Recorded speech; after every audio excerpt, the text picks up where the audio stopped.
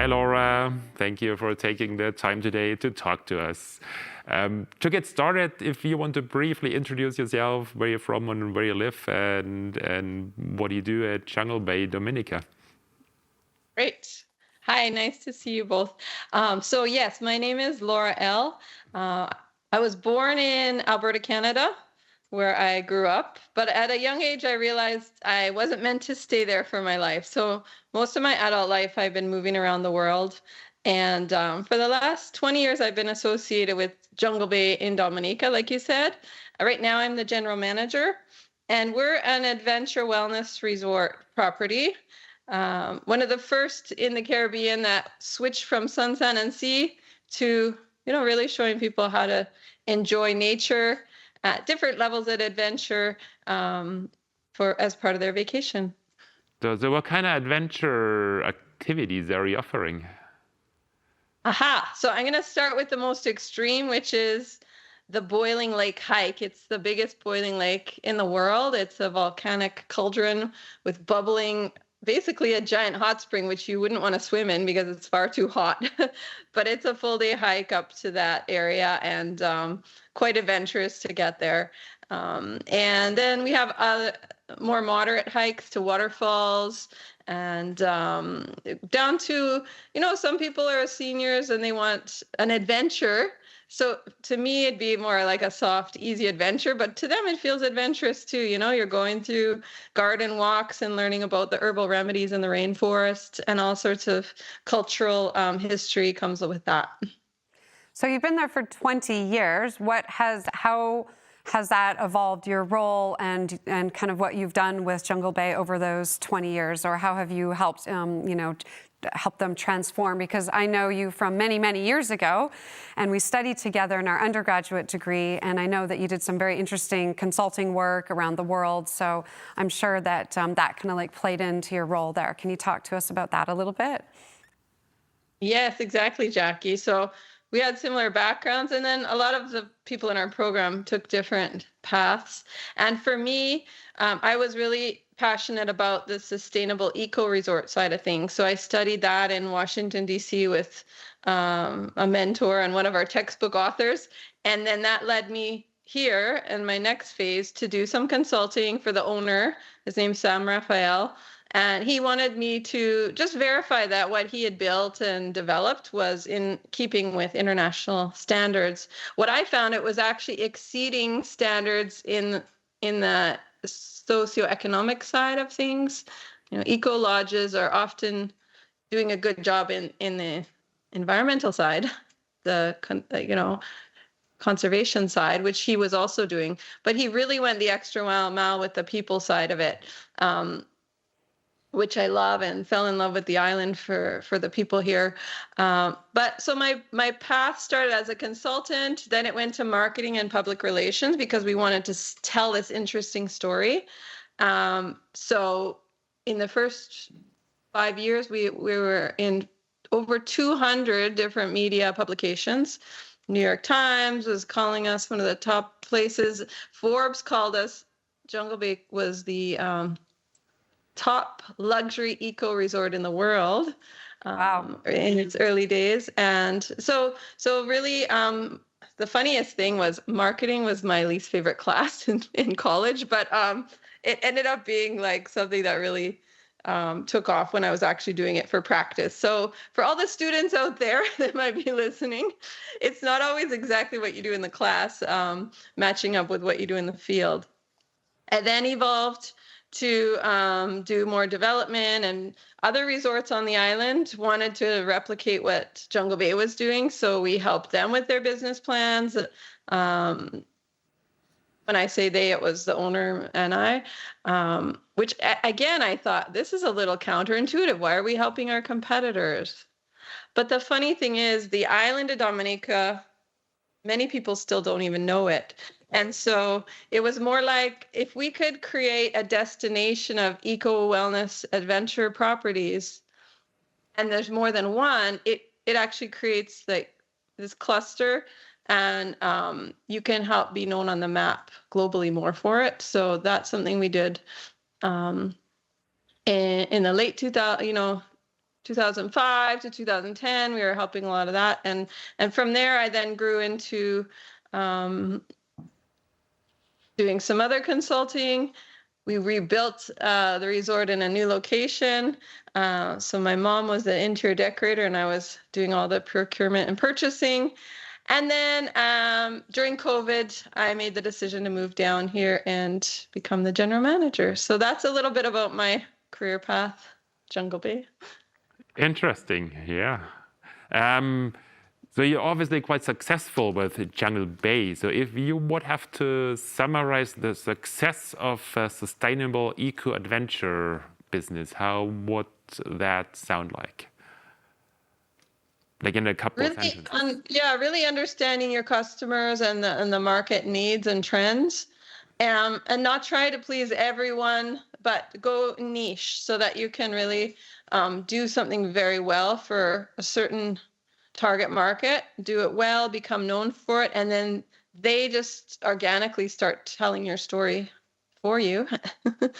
And we basically broke all the rules of traditional tourism. People from Marriott or Hilton would come and probably say that our systems are not right or in keeping with some of the mass tourism standards. So we kind of developed some own systems that worked for us. And then we also, when it comes to safety and those kind of things, we definitely keep high standards. So you kind of pick and choose what you want to modify for your company and your operation, and then put it out there to the world. And honestly, we haven't changed much in terms of our itineraries and things in the last 20 years because they've worked so well.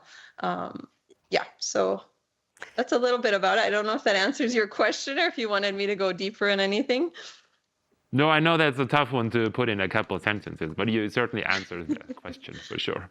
So my question for you is, with our program, with the European Centre of Adventure Training, we are training people that will eventually want to work in adventure tourism, adventure guiding, outdoor education, or it could simply be a gap year for somebody that would like skills for summer work. So that's the main student that would be studying in our program.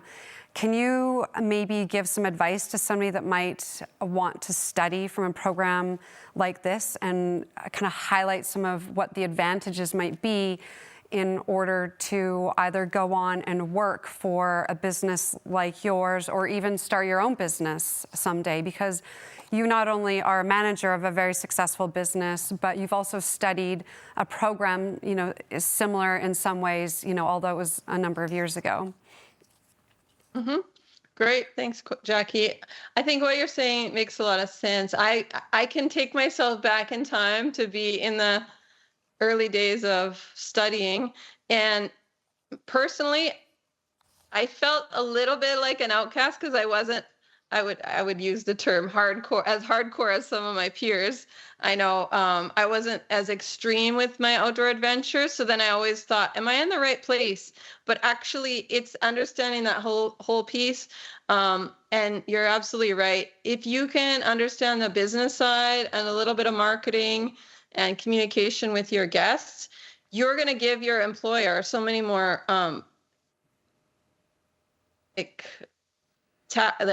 elements of your personality that they're going to find appealing versus others who maybe just did sports, adventure sports for their own personal interests. So I think a program like yours is so important because it gives you a well-rounded personality and professional personality to go out in the world with. And that can be transferable to pretty much any business you'll ever work for or volunteer for. And then you get to see okay, where do I excel? And it might not be where you think, right? Mm. And so just kind of the second part to that is when you're hiring people, what do you look for in employees? What are some desirable characteristics or behaviors or certifications or what sort of makes a good employee for you? Okay. So I think you're going to first have your hard skills checked off and your technical skills on whatever adventure activities that person is, skilled in. But the other piece is the soft skills. Can you really have compassion for someone who maybe, and let's be real, the people who have a lot of the money to do these activities are a little bit older and they might have had a hip replacement, but they still want to do some pretty extreme hiking. So you have to have a little compassion when they need a break on the trail, or watch those, body language. And if you ever have those communication classes where 97% of communication is nonverbal. So what is their body saying to you? Do they need a break? Do they feel frustrated that someone else in their group is slowing them down? So you can subtly adjust your group dynamics along the way, and make the whole group feel good no matter what level they're at. And then you'll be less frustrated because you kind of have this flow going with your group. So I really assess that with the people I hire. What are their soft skills? What is their personality, their empathy? And then their vigor for life, their excitement for what they're doing. So that can be, something that the guests really, or the clients really pick up on. So if they're always watching their clock and ready to go home for the day, and then they're probably not in the moment with what they're doing. So just being present and excited about what they're doing is really important as well. Yeah, so what do you say that soft skills or people skills are almost more important than the technical skills? Like when I was asked the question, I've been doing mountain guiding work for many, many years, and when the questions come up, I try to put in a ratio, maybe 20% technical skills, and it's more like 80% soft skills or people skills. Would you roughly agree with that? I would agree with that, definitely. You can teach the hard skills, but if you start with a person that really isn't going to have interest in, or maybe they're just not set up for that in their life, maybe they don't like people and they just think it's going to be fun for them. Well, sorry, but you're going to be with people all day, and it's not as easy to teach that. I would agree with you 100%. And if somebody was interested in working in your establishment at Jungle Bay, do you have a hiring season, or do you hire people from around the world, or what are you looking for if people were interested? It depends on what openings we have. So people can apply all year round.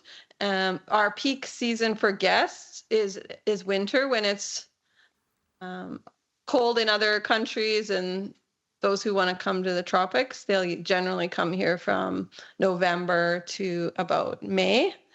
So that's when we're busiest and we need the most help. And then often the summertime, it's a little bit quieter. We're still open. We get the regional traffic.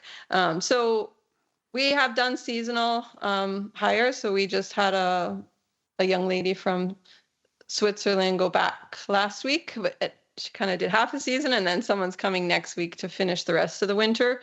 So anytime around the year is okay to apply.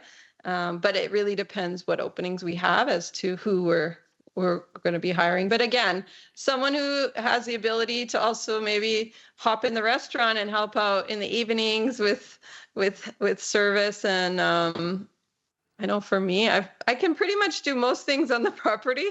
You have to be well-rounded. You probably don't want me to do your massage in the spa, but I can help in most other things. So again, a person that with an open-mindedness to be a team player is also important.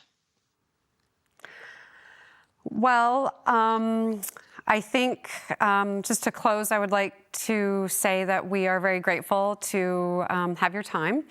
And it would be really wonderful if we could stay in touch, because it's a nice pathway for our potential students. And maybe if we could continue to have you as a guest speaker within our program, we would really appreciate that. So, absolutely. Anything else, Thomas?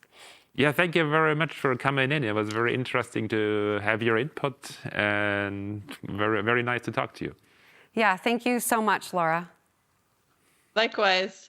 Yes, of course. And if students ever have questions, you're welcome to share my email or my WhatsApp. Okay. In addition to any guest lectures. So Okay, and we'll thank you for the opportunity. All right, and we'll put the Jungle Bay details in the notes below. So, okay, thank you so much, Laura. Thanks. Bye-bye. Bye.